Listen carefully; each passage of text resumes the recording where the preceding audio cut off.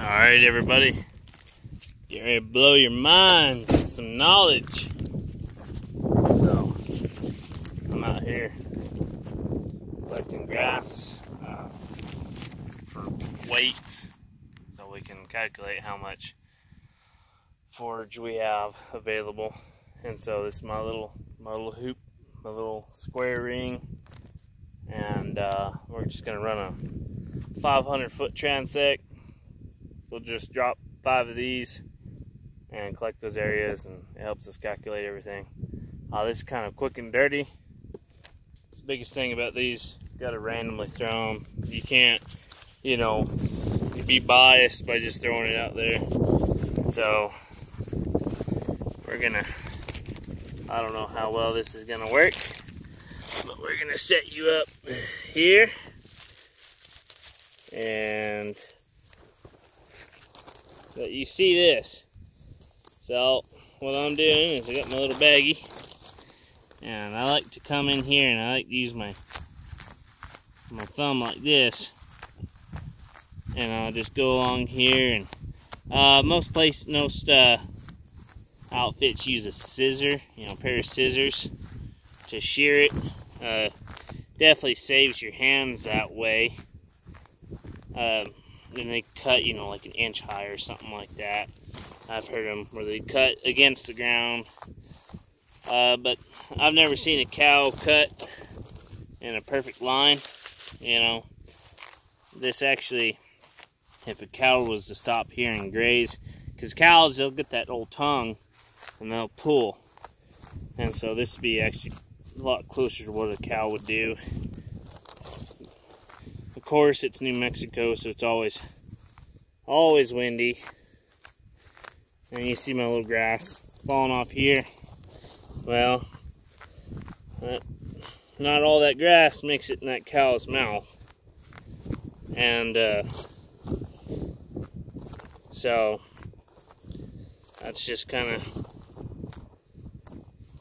factoring loss that way. I'm doing this for some conservational stuff, which I'm not going to be doing much of that anymore. But also just do it for my own good. Sorry about this, the bag's going to be in the way. That's one, we got 5 more to go. So what we're just going to do is count out here. Alright, so I'll throw my little hoop down. Yeah, I can't count out loud and talk at the same time. So we're gonna get us a little tripod over here. So maybe we can.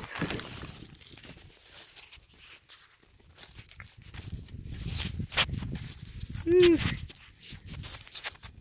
How's that? Does that look alright? There, that's close enough. You guys are gonna have to suffer through this.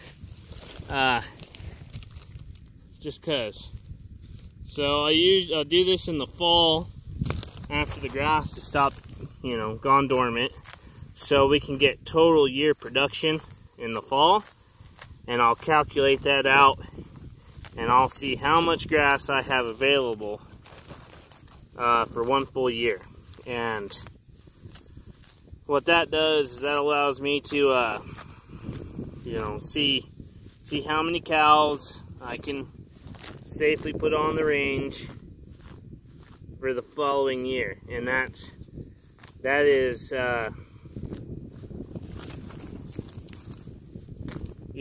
factoring if it doesn't rain at all. We run, I think I'm running 45%. I think I've got that in my calculations. 45% utilization on this range grass.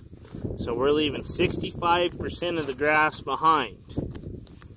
So say it's November of last year, and I went out there and collected, and I did all my samples and all my clippings. I said I can run 500 cows, You know, I've got 500 animal units. Well, that means I can graze off 45% of the grass for that following year, and that leaves 65% of the grass. So if we didn't get any rain at all that year, say this year, we didn't, this is going to be a really sketchy video, guys, I'm sorry.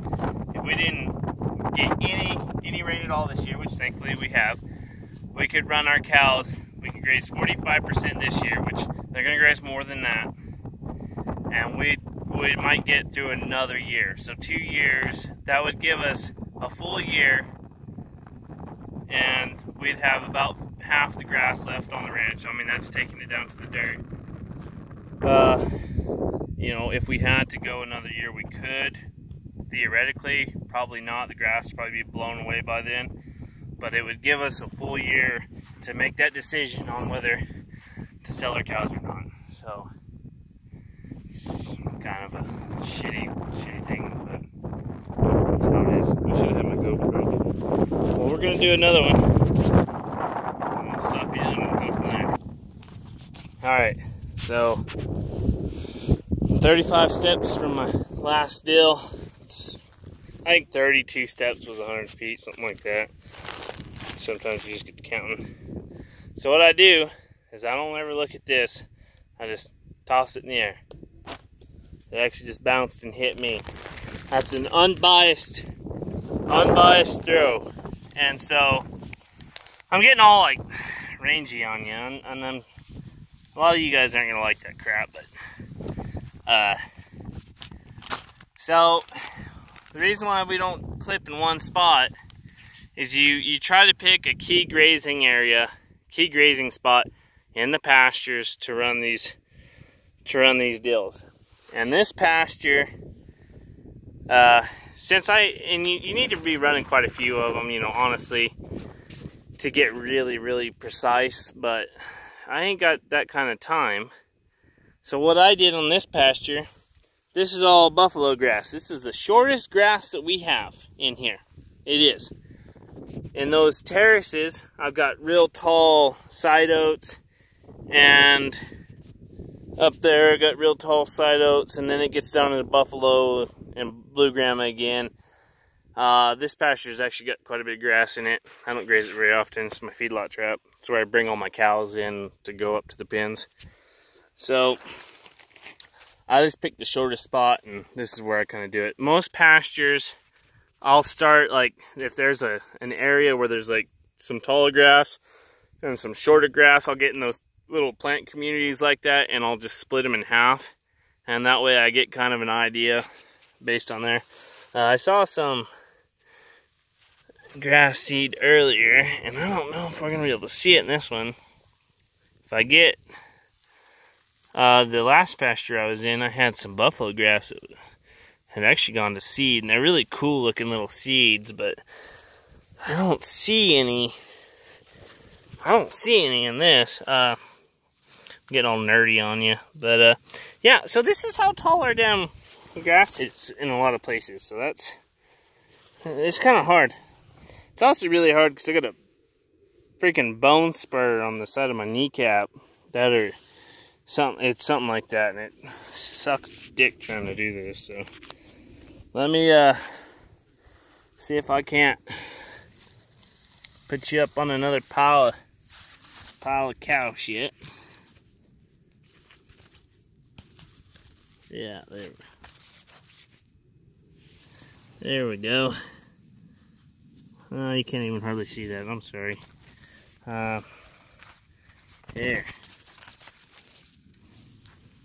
There we go. Alright, so that's the reason why I'm doing this now is since this is actually I don't run just little monitoring stations, which would probably be, I don't really like monitoring stations too much. I feel that cows tend to congregate around things like that, and so they graze extra heavy in those little monitoring stations around them than they normally do.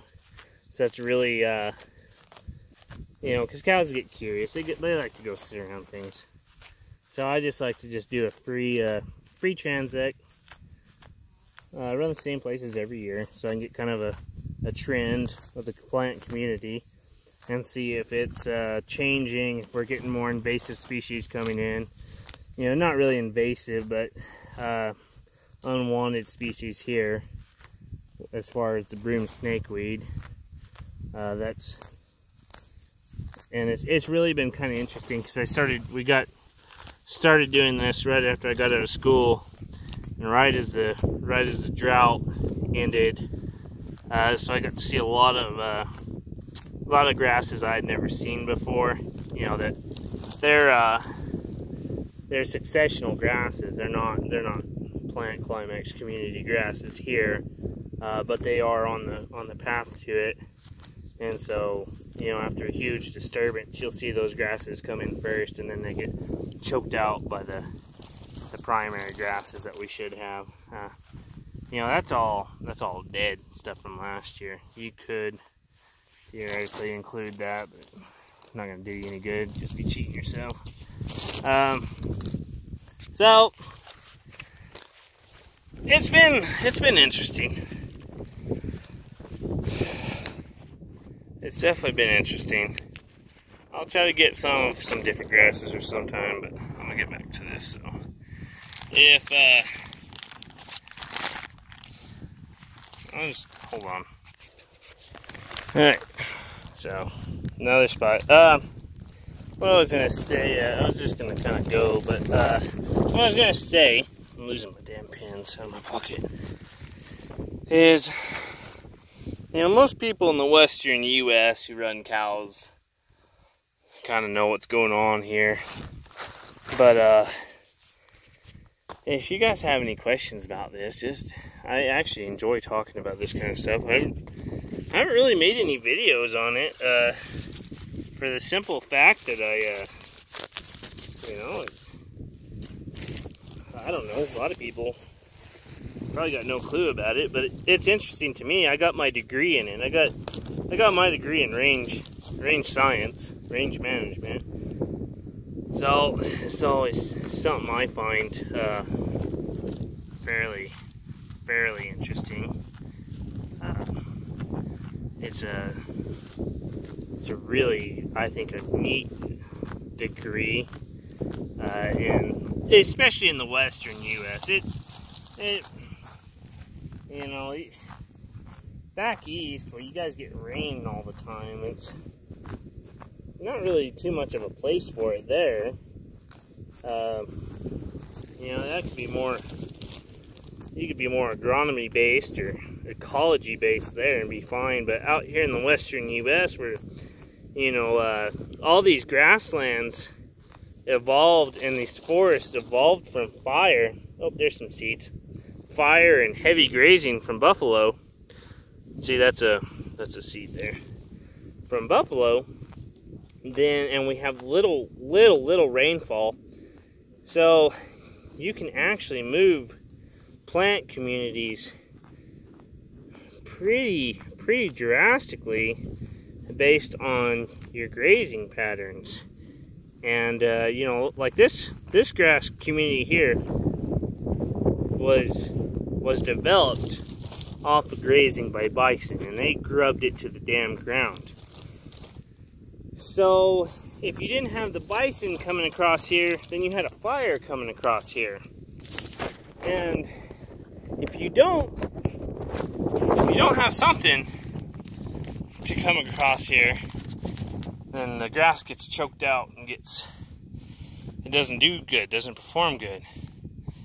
But if you you have too much fire, or too much grazing, then it can get pretty shitty, and you get a lot of invasive species and soil erosion. So it's just kind of a wild ass deal no matter what you do. So anyways, like I said, if you want to know more about it, just hit me up in the comments below, and we'll make it happen. So I'm gonna get back to picking grass in the heat.